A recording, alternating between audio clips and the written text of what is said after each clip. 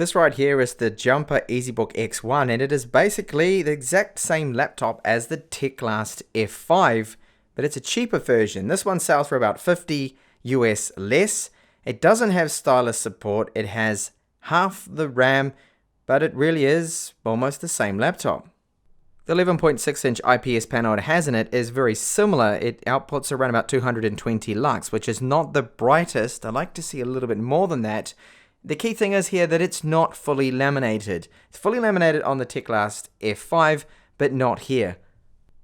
So when you take a closer look at the screen, you can see a little bit of a gap, but it's very minimal here, thankfully. It also means that the laptop is slightly thicker because we've gone with that non-laminated display. It's 17.5 millimeters the thickness instead of 15.5 you get on the Teclast F5. And of course, like the Teclast F5, it flips around and it is really quite light. And when it is flipped around like this, the keyboard is disabled. Now it only weighs 1.05 kilos. That's the same as the Teclast F5 there again. After all, this is from the same manufacturer. It's the same ODM. So in the box you get the laptop, of course, and then a power supply which is rated to 12 volts, 2 amps. We don't get any Type-C or micro USB adapters, unfortunately. This laptop's all about portability. It's super lightweight, it's nice and thin. 17.5 isn't the thinnest, but take a look at just how small it is compared to my 15.6-inch Xiaomi Mi gaming laptop. The build quality overall is good, like the Teclast F5. The lid, that's made out of an alloy, so is the bottom of it. There's very little flex on this pressing down. It really is quite solid and well built. So far with my time using the EZBook X1 here, I've had no problems with the touch accuracy and response. That is good. And you'll see the keyboard, just like the F5, it is rather small. It's all about compromises here when you are looking at an 11.6-inch laptop. So if you've got large hands, big fingers, you're going to struggle with these smaller keys. This is not a full-size keyboard. It has about 1.4 millimeters of key travel. There really is no major flex here. There's a tiny little bit of flex in the keyboard if you press down really hard there. Overall, typing on it, it does take a while to get used to. The touchpad as well, it's not too bad. It's not the most accurate, but for the most part, it is a reasonably good touchpad there. We've got hardware left and right mouse buttons, and it does support Windows precision drivers. Now, because it's such a small keyboard with compromises, there's no page, home, up and down, end key, no print screen button that I quite like. We do have a number lock there, you can see, and scroll lock via the function keys, and a numerical keyboard if you use the function key, of course, to get that second option. And then our webcam, it's on the large bottom bezel here in an awkward location. It does point up your nose a little bit, similar to, say, the Dell XPS line of those laptops with the slimmer bezels. It's not 30 frames per second. It's meant to be 720p 30 frames per second. But it's super choppy and laggy. It's like 10 frames per second or 15. I mean, look at my hand moving around here. That is not good. Not a great webcam on this, and the location down here is not so great. It means you need to look down at it, otherwise it's kind of looking up your nose, like the Dell XPS ones that have it in the lower bezel there. So you can use this 2-in-1 laptop in the presentation mode, which I have it in now, tent mode, and then as a 1.05 kilo Windows 10 tablet. Just like the Teclast F5, we have side-firing speakers, and these ones actually sound decent. They're a lot better than my chewy Lapbook SE's speakers. I will give you a sample of them later in this review. On the right side of the Jumper EZBook X1 here, you will find a USB 3.1 Type-C port. Now this handles data, charging, display out up to 4K 30Hz, a micro HDMI 2 port here, so this is 4K 60Hz, micro USB, and that little dot you can see, the first one is a status LED when charging, and this right here, that is a microphone. There are 2 microphones on this, so we have dual array mics. And then we do have a micro SD card reader. Sadly, it's only USB 2 spec that this is wired up, so speeds will max out around 23, 24 megabytes per second. The SD cards do sit in flush, as you can see. I've installed one, and then we have that other side-firing loudspeaker. On the rear of the laptop, you will find 4 rubber feet. There are no vents or intakes here because it has no fan. This is passively cooled. Right there you can see a little hatch. Now inside here you will find a 64GB SATA 3 M.2 22 by 42 spec drive, and the main storage, which is the one that's running Windows 10, that is an eMMC drive. That eMMC is a B1 one, and you can see the speeds here. For an eMMC 5.1 spec type of drive, these speeds are okay, they're decent. They're not the fastest I have seen. I've seen up to 270 sometimes, but they're fine. And this does actually make things easier for those that want to upgrade. So if you do have a 256 gigabyte, for example, SATA 3 SSD M.2, then you can install that because there is nothing installed on that second drive. That is a 4C one. It's 64 gigabytes. As I mentioned, and you can see the speeds here. That's on the right of the screen. So we have good read speeds, but the write speeds, they are on the low side there. Like the Teclast F5, it is powered by the Intel Celeron N4100, but in this case, it's paired up with only 4 gigabytes of RAM, and that is running in single channel, 2133 megahertz. If you want double the RAM, so you need 8 gigabytes at least, then of course you go for the Teclast F5 model. So when I got hold of this and I turned it on for the first time, it already powered up with an account created. It looks like GearBest have done this. Now, if you're not happy with that, I recommend just doing a factory reset.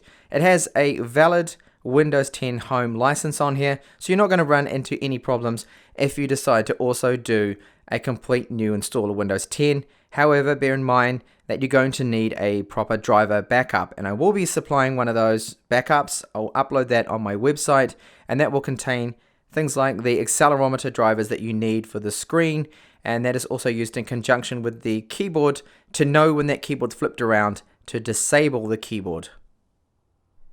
Now, by far the biggest issue with this particular laptop and the Teclast F5, which is really the same laptop, is this right here, battery life. Now, we've only got a 26 watt hour battery on this one. On the Teclast, you get a 27 watt hour battery, slightly larger. Now, ignore the estimates here. The 6 hours and 26 minutes, that is not correct.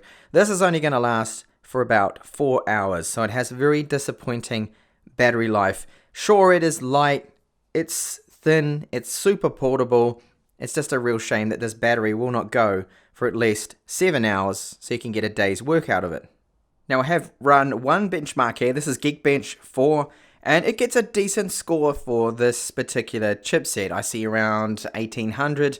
The multi-core score is actually quite good, going over 5000. So no issues here with the performance. It is performing as expected. And so far, looking at the thermals as well, I've seen it only get up to about 83 degrees. So I think it's going to be just like the Teclast F5 in this regard, that it won't need a copper heatsink mod, that it's going to be perfectly fine there.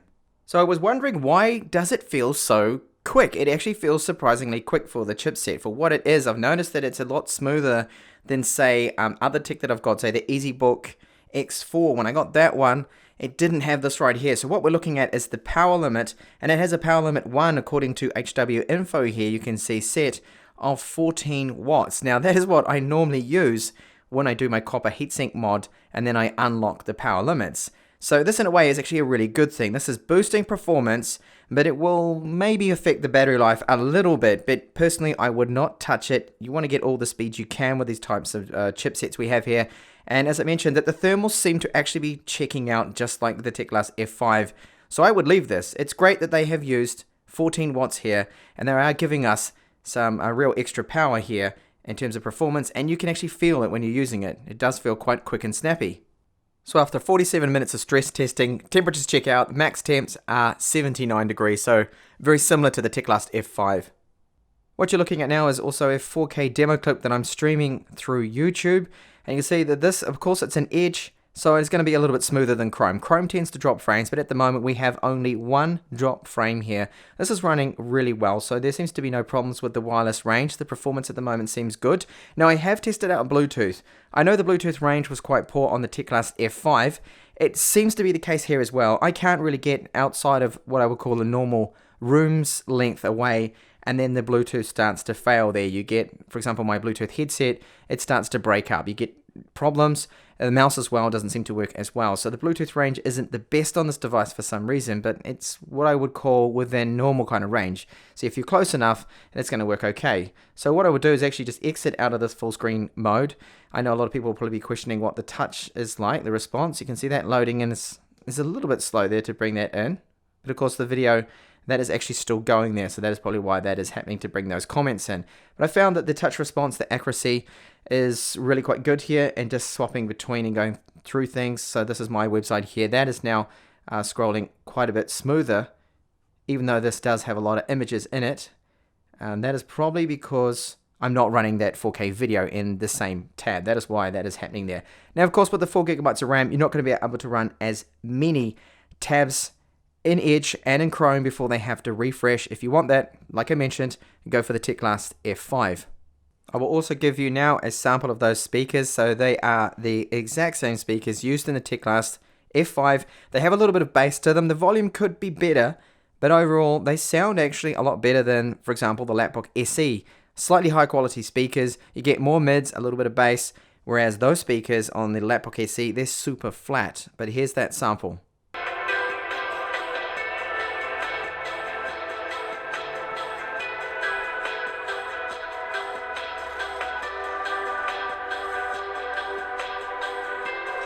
Yes, they could definitely be louder. They are definitely lacking in volume. Now, you can use software that's out there. You've got like DX Audio Enhancer, I think it is called, that you can use to boost the volume a little bit. That can help out. So I've just got into the BIOS here, and we do have a, you could say a con, really. It's locked out to us, so this is a very basic BIOS. They don't give us the advanced settings like we do have on the Teclast F5. So if you wanted to adjust that power limit through the BIOS, unfortunately, you're out of luck. However, they've, as I mentioned, set it on that higher setting. So all we've got is your secure boot there, options before, and then our boot. And I'm just going to go through to boot override here now to boot over to a pen drive and check out how Linux Mint will run on this. As you can see, I'm in Linux now, and this is the same distro Linux Mint Cinnamon 19 that I booted on the Teclast F5. I thought I would try the same one, and it's the same exact problem. So the touchscreen, that doesn't work. Wireless, that doesn't work either. So we need to work around with this here. But I just learned on my forum that someone commented that there's some other distros out there. I think it is in Tegos, however you pronounce that. That one I think is actually working now with the Teclast F5, so it should work here. The control of the brightness, that is at least, that's working. So is the audio, and the touchpad does work, but not having the touchscreen and definitely the wireless is a bit of a problem there, but I think this is just a temporary issue.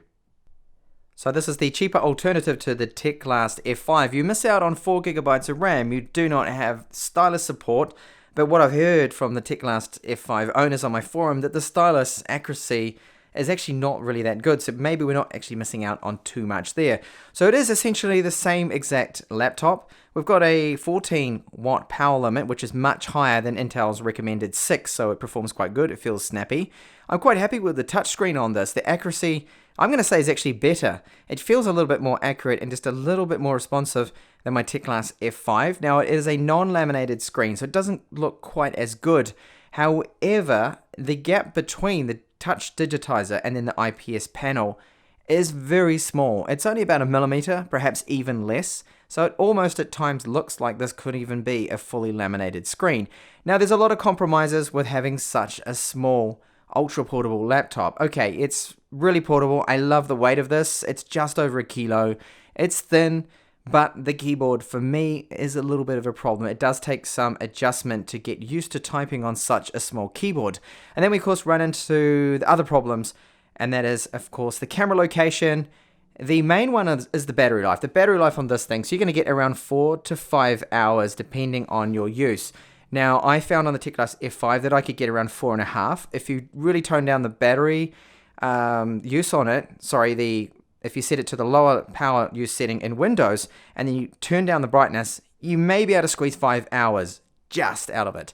And then, of course, the ports. You've only got a micro USB 2 port, and then Type-C. No full-size USB ports on this for me is a bit of an issue. But if portability is your thing, and you must have a super portable device, you don't mind only having 4 to 5 hours of battery life, and you want touchscreen, you want something you can convert with a 360-degree hinge into a tablet, and you don't want to spend the $329 that the Teclast F5 is selling for, this is a definite option, I feel. It's not a bad little laptop, and the performance has surprised me. it is good on this one. It feels quite quick and snappy. For the chipset, it is performing really well. Now, because it is so similar to the Teclast F5, I don't think I will be releasing a full review of this one, so I won't show any gaming performance. I pretty much covered everything I feel here at the moment, and if you want to see how this runs games, then check out my review of the Teclast F5. Thank you so much for watching this video. Bye for now.